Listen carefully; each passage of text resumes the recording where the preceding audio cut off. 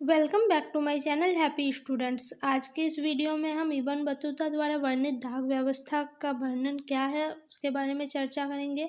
उन्होंने अपने यात्रा वृत्तांत रिहला में किस तरह से भारत के बारे में, अपनी डाक व्यवस्था के बारे में क्या क्या लिखा है, इसी से रिलेटेड क्वेश्चन है, तो वीडियो का अंत तक जरूर देखिएगा। तो चलिए स्टार्ट करते हैं। इबन बतूता भारत की संचार व्यवस्था से अत्यधिक प्रभावित था और उसने इसका उल्लेख संचार की एक अनोखी प्रणाली के रूप में किया है। उसने अपनी यात्रा वृत्तांत में बताया कि भारत में दो प्रकार की डाक व्यवस्था थी। तो इबन बतूता को क्या हुआ था, भारत की जो संचार व्यवस्था था वो काफ़ी अच्छा लगा था, वो काफ़ी प्रभावित हुए थे, इसलिए उसने इसका उल्लेख संचार की एक अनोखी प्रणाली के रूप में अपने यात्रा वृत्तांत में किया और बताया भारत में उस समय दो प्रकार की डाक व्यवस्था थी। तो प्रथम जो डाक व्यवस्था थी वो अश्व डाक व्यवस्था और दूसरी थी पैदल डाक व्यवस्था। इसमें कुछ कुछ आपको जो शॉर्ट टाइप क्वेश्चन होता है उसका भी आंसर मिल जाएगा, तो वीडियो को ध्यान से देखिएगा। प्रथम जो है वो है अश्व डाक व्यवस्था। तो अश्व डाक व्यवस्था को क्या कहा जाता था? उलुक। ये शॉर्ट क्वेश्चन में पूछा जाता है। अश्व डाक व्यवस्था को उलुक कहा जाता था, जो हर 4 मील की दूरी पर स्थापित राजकीय घोड़ों द्वारा संचालित होता था।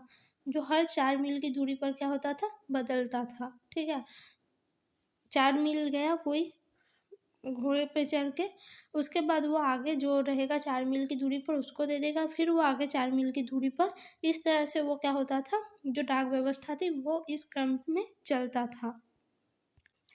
इसके बाद आता है पैदल डाक व्यवस्था। तो पैदल डाक व्यवस्था में प्रति मील 3 पड़ाव होते थे, जिसे दावा कहा जाता था। क्या होता था? पैदल डाक व्यवस्था में प्रति 3 मील पर 3 पड़ाव होते थे, जिसे दावा कहा जाता था। यह 1 मील का 3 तिहाई होता था, यानी 1 मील को 3 भागों में बांटा जाता था और 1 तिहाई करके इसको बांटा गया था। हर 3 मील पर घनी आबादी वाला एक गांव होता था तथा जिनमें लोग कार्य प्रारंभ करने के लिए तैयार बैठते थे।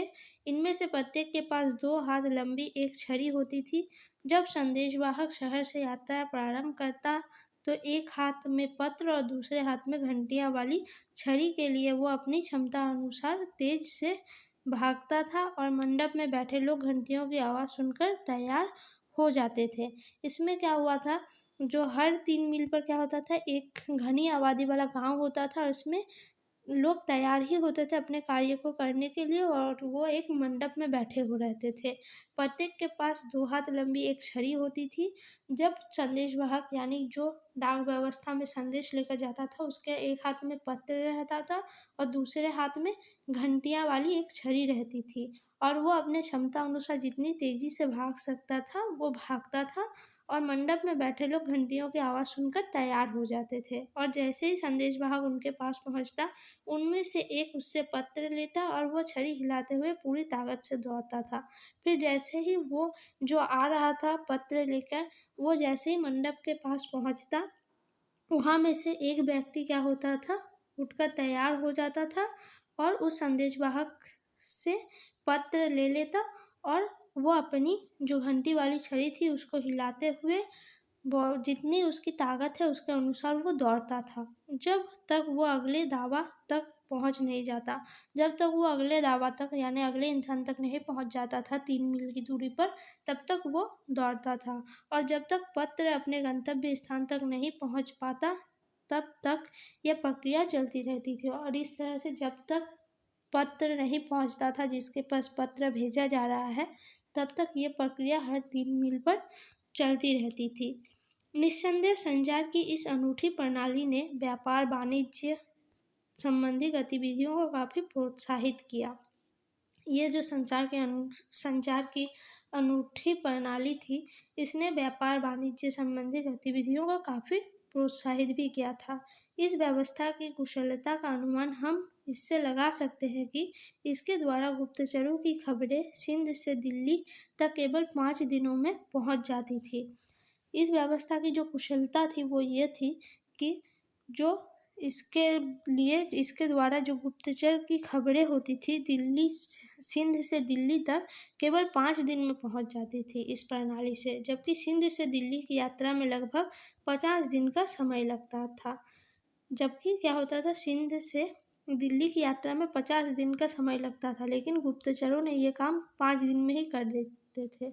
इस प्रकार हम देखते हैं कि तत्कालीन डाक एवं संचार व्यवस्था से शासक वर्ग से लेकर के सामान्य जनता को काफ़ी लाभ पहुंचा। इस तरह से हम देख सकते हैं कि उस समय जो डाक व्यवस्था और संचार व्यवस्था थी, उससे शासक वर्ग को तो लाभ मिलता ही था, साथ ही जो सामान्य जनता थी उनको भी लाभ मिलता था, क्योंकि उनको भी एक काम मिल जाता था। तो इस तरह से इब्न बतूता ने अपनी यात्रा वृत्तांत रिहल्ला में डाक व्यवस्था का वर्णन किया है। तो आपको ये वीडियो कैसा लगा कमेंट में ज़रूर बताइए, आपके लिए हेल्पफुल कितनी रही ये भी आप मुझे कमेंट में बता सकते हैं। और भी इम्पोर्टेंट क्वेश्चन के लिए चैनल को ज़रूर सब्सक्राइब कीजिए, वीडियो को लाइक कमेंट शेयर ज़रूर करें। धन्यवाद।